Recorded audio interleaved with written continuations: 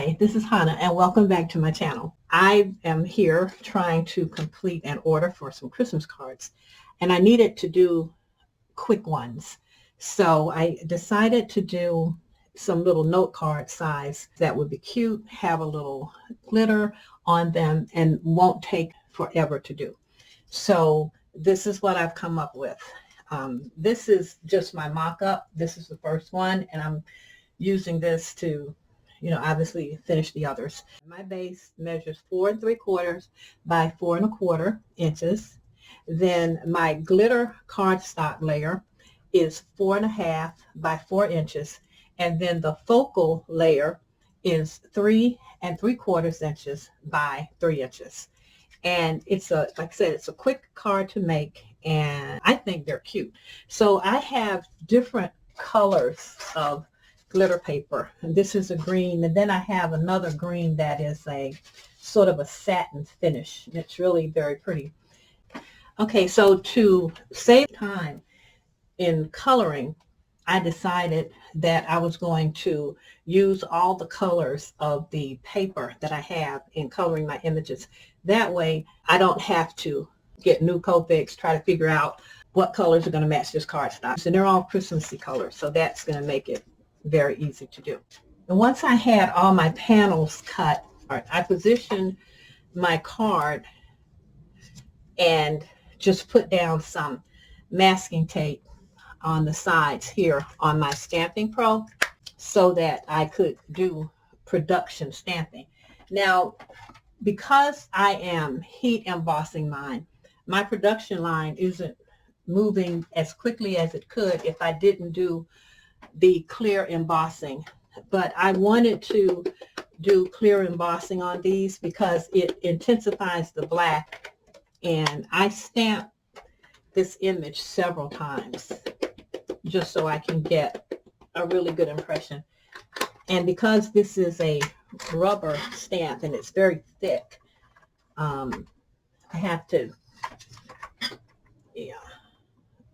make sure I get enough pressure on there. And you probably won't have to stamp. Like this is good since I'm going to emboss it, but me being me, I'm going to give it just another stamp. I'm going to use my powder tool and I'm using Versamark, which is my favorite.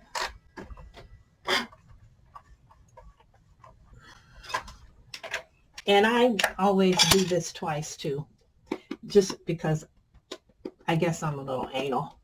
So, but I like to make sure that I get an even embossing. So if you don't want to heat emboss your cards, you can skip this step and it'll go faster. Or you could stamp them all. Since you have your cards lined up, you could stamp them all, then come back and do the heat embossing. But I prefer to do it all at one time. So I'm going to emboss this off camera and come back. Here's my heat embossed image.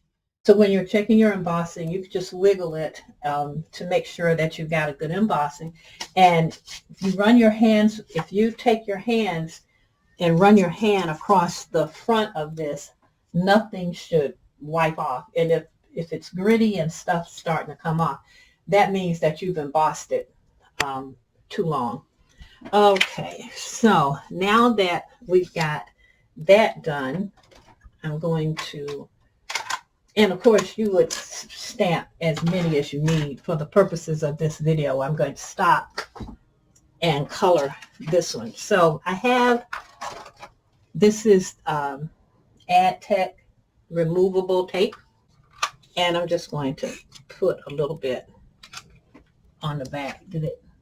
Yeah, just a tiny bit just to keep this in one place while I'm working on it.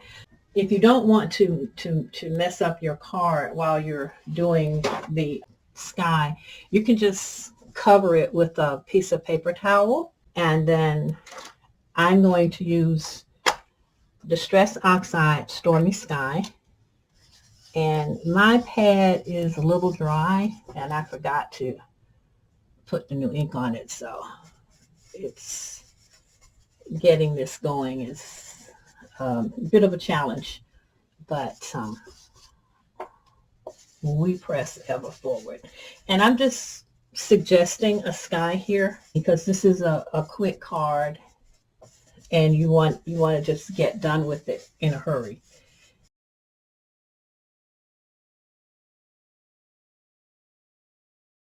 Now I'm going to take a dry baby wipe, and I'm using squeezed lemonade, and I'm just going to put in some sunlight. And this is really random. All right, so I've got the yellow in, and this sky is a lot darker than I wanted it to be, but fortunately the Ranger inks tend to lighten up. I also just add more yellow and just rub this squeezed lemonade in there, and that will lighten up the sky a little bit, and it doesn't make it muddy. So once that is done, you can begin to color in your images. And as I said, I just took out the Copics that I used, and if you want to vary the images rather than coloring them all exactly the same, you could switch up the colors on the hats. Like I might make this hat yellow and green instead of the green and red that I have on this one. But basically I won't use any other Copic markers other than the ones that I have here to make this go faster. Now I'm not going to color the images on camera. What I'm going to do though is show you how I put my how I grounded my image. This is just an old piece of torn paper that I had from another card I was working on. There's no real rhyme or reason to this. I'm just trying to ground these characters. So I just push up against this. Just push up to create like a snow line around them. And then I come in and try to make it a little darker on the edges.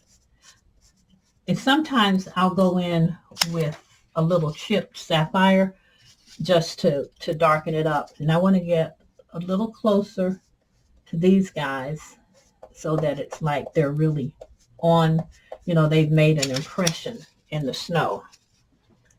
And so just put that in. And like I said, if you want to darken it up, you can just take your chipped sapphire, or if you have the Tim Holtz Distress ink Hickory Smoke, you can use the Hickory Smoke. Clean this brush off a little bit. And you can take the Hickory Smoke and then go in and make a darker line. So I'm just using the chipped sapphire. Okay, and that will give you like your little snowdrifts beneath your characters, and that grounds them. And then after that, I'll go in with my Hickory Smoke and just put a little, it's sort of a grayish color, and so I use that to just give this a little depth. And if you have a light blue sky and you want to add depth, you can go around. I don't need it with mine because my sky is so dark, but you can go into the sky with the Hickory Smoke or with a light black color, and it will create depth and more visual interest on this little card. Okay. And then I'll just go over the edges with some more of the stormy sky. You got your background, and it doesn't look like much because you haven't stamped your sentiment, but once you stamp your sentiment, it really will come to life. And I am going to wait because I want to stamp all of my sentiments at one time and just put them on there. I don't want to move my stamp on my stamping platform. So, but I'll go in and put the stamp on, and it will be great once it's colored. When I was coloring my snowmen, I went in with a gray, sort of a gray Copic. It's the CO, and right where they join together, putting in a little bit of shading around their faces, and that also adds depth to those characters. And I am going to make his buttons blue.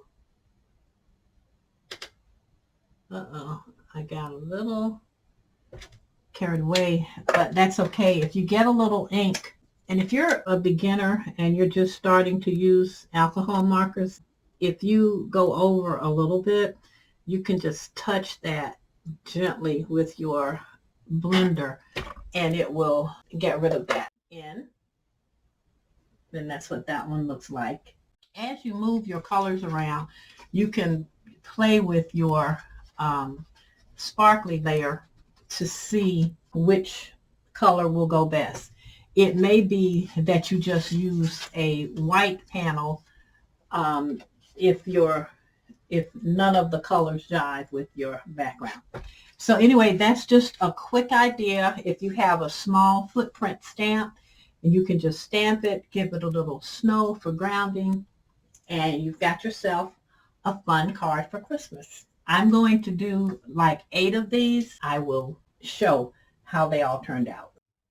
I promised that I would come back at the end of this video and share the completed cards. So this is the card that I was working on, this one on the red background.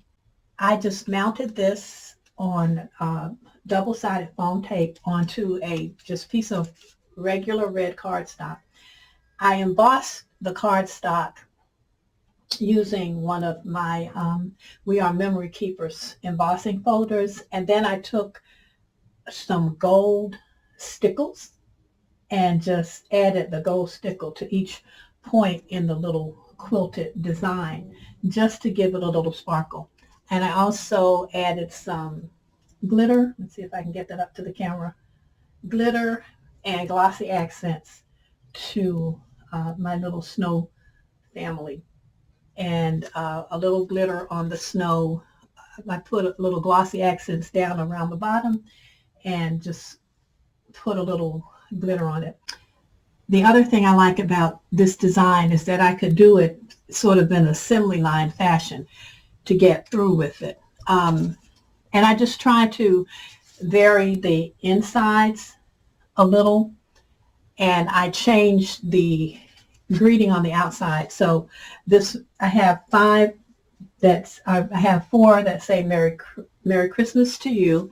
And then on this one, on the inside, I just stamped a little holly, and I had this musical stamp with We Wish You a Merry Christmas on it. So I did that for that inside. And then I just ordered the A2 envelopes from Amazon.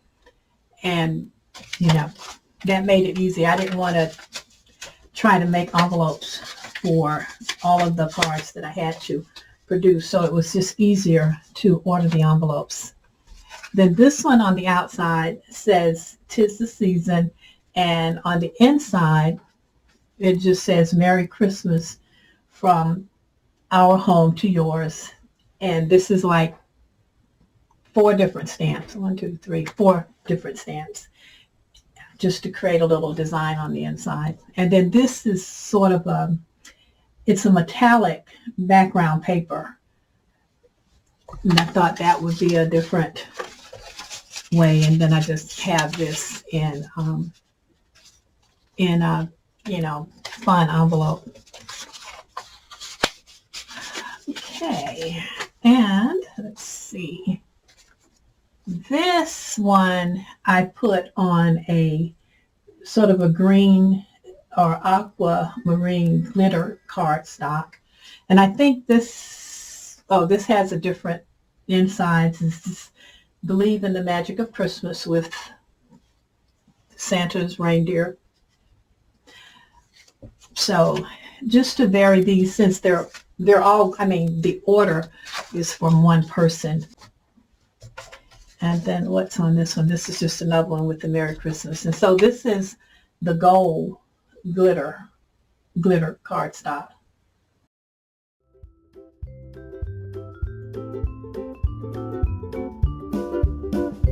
Okay, thank you so much for stopping by, and I'll be back with some other projects later in the week.